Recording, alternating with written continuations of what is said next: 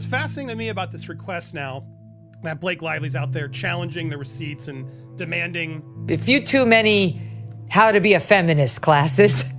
Take a listen. Hey, Blake.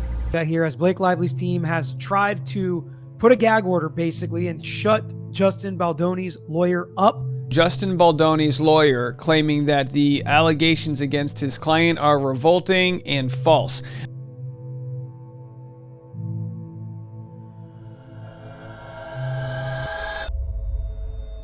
The legal war between Blake Lively and Justin Baldoni has escalated to new heights, with Lively's team now appearing desperate as they scramble to discredit Baldoni's evidence and protect her reputation. With every new legal motion, leaked message, and public statement, it's becoming clear that this case is spiraling further out of control. Blake and Ryan Reynolds' legal team is now demanding more evidence from Baldoni, seemingly trying to find inconsistencies in his case. But Baldoni's lawyer isn't backing down, firing back with a strong response that has completely shifted the power dynamics of this case. Justin Baldoni from going on the offensive. Most courts do not like that. They frown upon using something as a sword and a shield. So I expect there will be at least some discussion of that when the court gets to it, but just because you filed a lawsuit, and even if you've commented on it publicly, if they find a lawyer is going too far, if they find a lawyer is doing things that are unethical or inappropriate, they will step in and they will stop that lawyer, and we will have some kind of gag order. So there are lines to all of this, but you have to make sure you be careful what you wish for when it comes to litigating things in the court of public opinion. All right, so let's get to what Lively and her team sent to the judge. Dear Judge Lyman, we write on behalf of plaintiff Blake Lively in the matter of Lively v. Wayfair et al. At this point, it looks like Blake Lively's strategy is falling apart and her legal team is grasping at straws. Blake and Ryan's legal team is now pushing hard for more receipts to challenge Baldoni's claims. But the fact that they're so focused on Baldoni's evidence instead of proving their own innocence raises serious questions. If they had a strong defense, why would they be scrambling for more information from Baldoni's side? This move reeks of desperation, and many are wondering if they're trying to stall the case because they know their legal position is weaker than they're letting on. To me, this just plays like, wow, you really don't have anything. And one of the biggest questions that we've had, and I know, and I'm curious, like, is there a smoking gun that they're holding on to? Is this all part of it and they're just trying to gather this maybe? To me, to quote, I think it's Brian Friedman even said it, this is just a fishing expedition, is what he's, the quote. I had it, I just lost it. You're dealing with lawyers on the other side, or on Baldoni's side, who are extremely savvy. I've known Brian for 20 years. This is not going to go unresponded to. You know what I mean? So you can expect a vigorous counter reaction to this, and you can expect, look at the parties who potentially have texts and emails that may be really embarrassing to other people. And you have the whole Taylor Swift thing. You have her husband, Ryan Reynolds, and whatever. There's going to be a lot of issues related to Ryan Reynolds because there's various privileges called like spousal communication privileges and the marital confidences privileges. They're a complex web of law that protects basically comments that you make to your spouse and your spouse makes to you, because it's analogous to conversations with your therapist. The law wants you to be able to freely communicate with your spouse. A new voice memo has surfaced, allegedly sent by Baldoni to Lively, adding yet another layer to the drama. This latest leak has divided public opinion, with some believing it validates Blake's claims, while others see it as Baldoni being transparent about his interactions with her. Regardless of which side you're on, one thing is clear: this legal battle is playing out in the public eye like never before. An update on the Justin Baldoni dust up with Blake Lively. You know that Justin and his team promised to start releasing all of his correspondence with her. They're saying, we'll be an open book. This is not a nice person. And Justin bent over backwards to accommodate her many, many demands, which included, according to him, taking over the film, rewriting scenes, all of which is very irregular for the co-star. That's what the producer does, maybe a director, certainly a writer, none of which she was. But they're saying she decided she wanted to take over and use the power of her fame and name and that of her husband, Ryan Reynolds, to bully Justin Baldoni into the fetal position. And this has been released now, according to TMZ. Their sourcing, Justin, saying he's following through on his vow to release all his communications with Blake Lively, revealing a nearly 7-minute apology he sent her at 2 a.m. How to be a feminist, classes. Take a listen. Hey, Blake. It is 2 in the morning. Hopefully this does not wake you up. I want to start with an apology. Man, reading the second part of your message, my heart sank.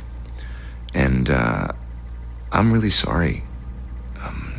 I for sure fell short. And you worked really hard on that. And the way you framed it and how that made you feel, I just want to say thank you for sharing that with me. That takes a lot of trust and vulnerability. With Baldoni's lawyer continuing to release damning evidence, Blake Lively is reportedly furious and wants to silence his legal team. But the problem is that Baldoni's lawyer has every right to share evidence if it strengthens his case. If Blake was truly confident in her claims, she wouldn't need to fight so hard to suppress Baldoni's team from speaking out. Baldoni saga here, as Blake Lively's team has tried to put a gag order basically and shut Justin Baldoni's lawyer up.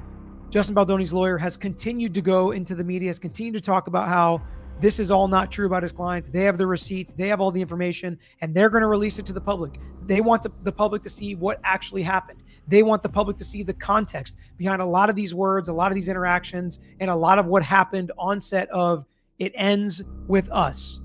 And at the end of the video, we're going to talk about and show some of the footage that's B-roll or whatever you want to call it, that shows some of these unscripted interactions that Blake Lively complained about in her complaint that Baldoni's lawyer says add context. We're going to go through the letters to the court, what the attorneys are saying, and then we are going to look at the ethics rules in California and New York. Baldoni's legal team has now publicly slammed Blake's response to the allegations, calling her claims revolting and false. This marks one of the most aggressive responses from Baldoni's camp yet, showing that they are done playing defense and are going full offense. Blake is losing control of the narrative, and Baldoni's lawyer isn't holding back anymore. Justin Baldoni's lawyer claiming that the allegations against his client are revolting and false.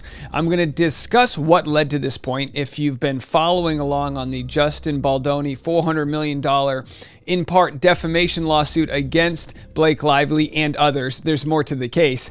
You're going to know that this is just as much a PR battle as it is a legal one. If you haven't been a part of my channel, hello everybody. We cover pop culture, entertainment, Bachelor Nation news, and we'll be covering 100% of this trial as it goes down in the year or years to come. All right, so how did we get to this place? Let's dive right into it. Justin Baldoni kind of was on the defensive after, of course, Blake in cahoots with the New York Times in the ever-increasing obloquy fray. I definitely didn't pronounce that right. Between It Ends With Us stars Blake Lively and Justin Baldoni, the court of public opinion has proved as much of a field of operations as the state and federal dockets. A front that Brian Friedman is willing to concede to no rival.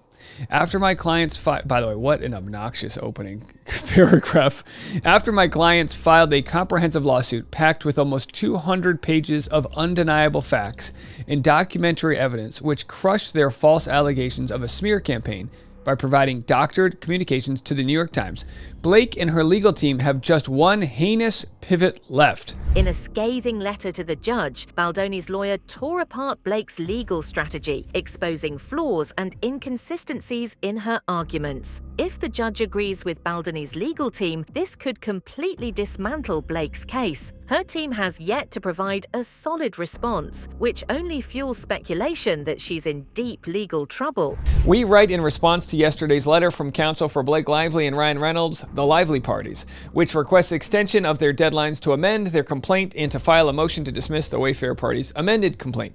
Notwithstanding the Lively parties' inexplicable refusal to consent to a similar extension requested by the Wayfair parties, in the throes of the Los Angeles wildfires, the Wayfair parties have no objection to the extension sought by the Lively parties. However, if the court extends the Lively parties' deadline to amend their complaint to March 5th, the Wayfarer parties respectfully request that the court extend the Wayfarer parties' deadline to respond thereto to April 16th. So essentially they're saying, look, no, give her the extension, but we would like one in return, and you know what? Let's let this party keep playing out.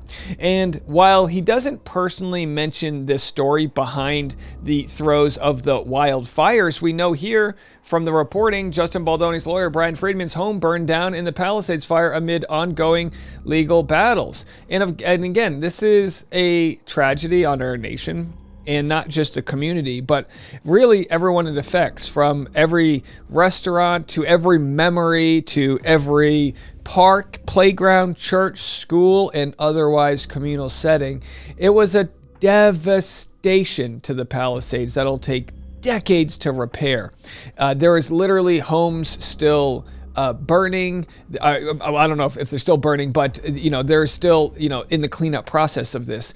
And yet Brian Friedman just says, hey, can I get a couple extra weeks? I'm trying to sort out my family. We need to figure out the hotel we're going to stay at. And instead he gets slapped with more paperwork. So again, it just goes to show it ain't pretty out there. Many are now speculating how this legal battle will ultimately conclude. Some believe Blake's career won't survive this lawsuit, while others think Baldoni's reputation will be permanently damaged. But one thing is certain, Hollywood is watching closely. This case could set a precedent for how defamation and reputation-based lawsuits are handled in the entertainment industry moving forward. Let me just say something, Blake. There's only one person who's ever suffered for your sins, okay? And it's not fucking Justin Baldoni. All right? You're not gonna get a Garden of Gethsemane moment out of this guy, okay? You're not that powerful, bitch. Stand down.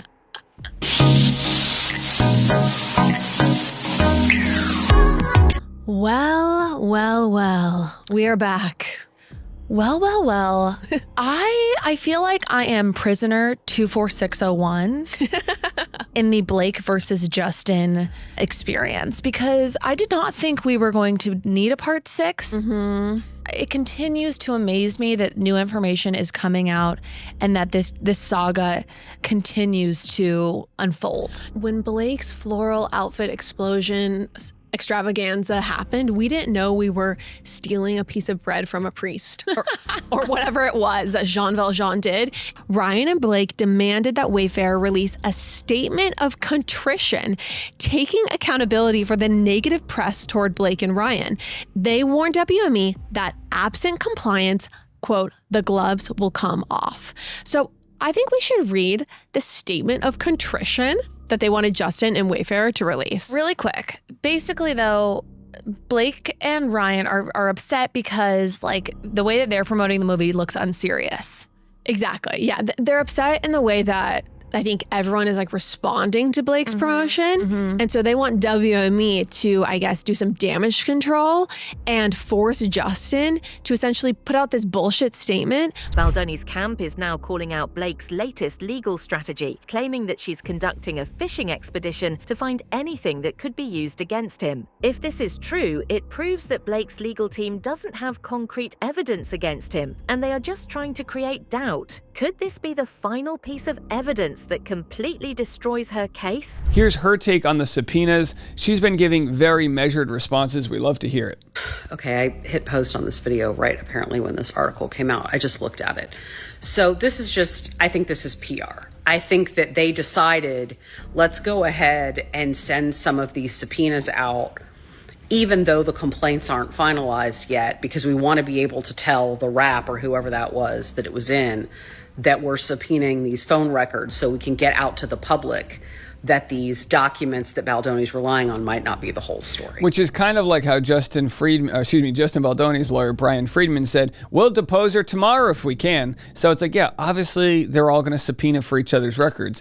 Are they going to find anything interesting? What they might find is records of Justin actually being a good guy, which is what a lot of the evidence showed so far. It could be a waste of their time and money.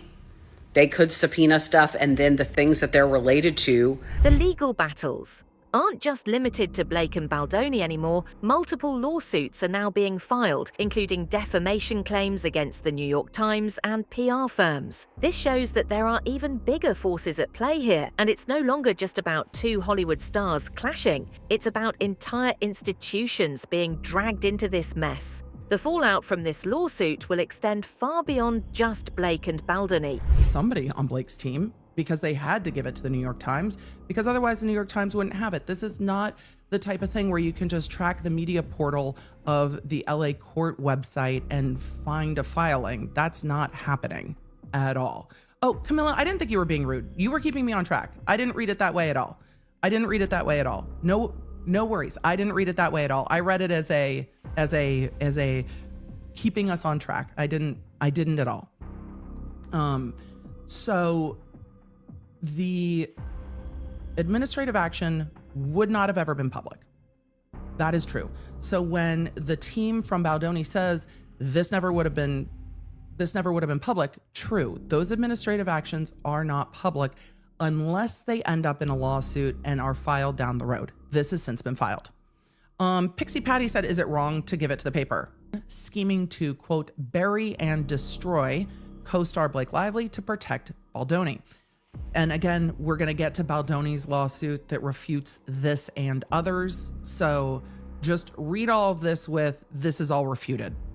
So this is the PR lawsuit. This is all refuted by Baldoni's team. To quote, bury and destroy co-star Lively and protect Baldoni. Their plan was, quote, covert and deliberately concealed from Jones. Jones is like, I knew nothing. I imagine, again, speculation, I imagine that Jones or Jones's attorneys are working closely with Lively and Lively's attorneys, or at least working in somewhat of a cooperative way. Adding even more fuel to the fire, a woman who worked directly with Blake Lively has come forward with new allegations. If her claims add to the growing pile of evidence against Blake, it could further damage her credibility. This could be the final nail in the coffin for her defense. So I wanted to weigh in on the Blake Lively drama as someone that has worked with her and someone that's worked with directors in Hollywood for over 10 years. I worked at a talent agency and then a management company, and I specifically at one time actually worked with Blake Lively. So I want to color in what's going on here. For context, when I worked with Blake, it was one day. She was doing press for Sisterhood of the Traveling Pants. This was end of May, beginning of June 2005. I worked on a show that was on the Fuse channel, which was like a local competitor to MTV in New York City.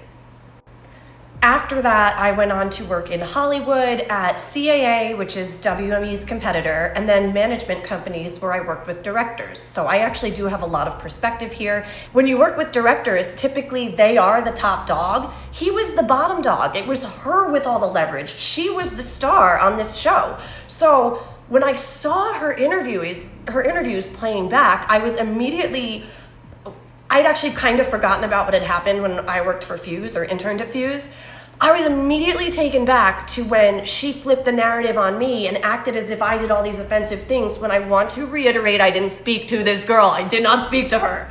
So this girl has a pattern of flipping the narrative, playing the victim, and then leveraging her status to actually bully and mistreat other people. So I've never heard of Justin Baldoni. I'm someone who, again, worked with Hollywood directors. Never heard of this guy. This might have been his big break. Blake is reportedly furious that Baldoni keeps releasing evidence to dispute her claims. But instead of trying to suppress the evidence, why isn't she producing solid proof to back up her own claims? The fact that she's more upset about Baldoni exposing the truth than actually proving her case is a bad sign. Who's ready for an LOL today?